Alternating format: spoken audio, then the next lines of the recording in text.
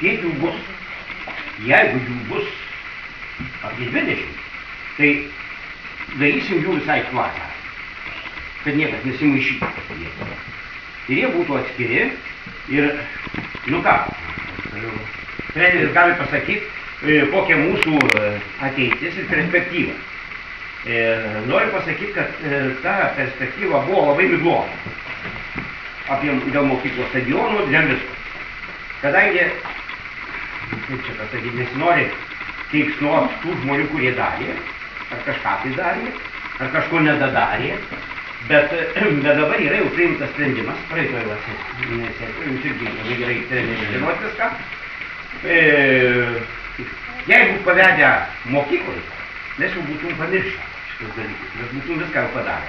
Lygiai taip kaip tvorą. Jie turėjo tvorą aptvert, bet neaptvėrė, mes ėmėmės iniciatyvos, tvora visam stadione, jūs matėt, labai gražiai aptverta ir taip toliau. Dabar, kaip žadama, 2 savaičių bėgyje, kai pradės darbus, jie pabaigs tą darbą. Stadionas bus pilnumos.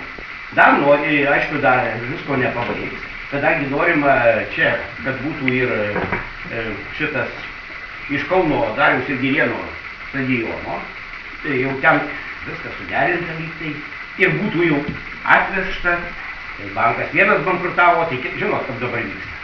Tai turi iš Dariaus ir Girėno ložės stadionai apie 500 vietų mažiausiai, nuo 500 iki 800, reiškia, bus tokios lengvos konstrukcijos ir stebėt varžybų.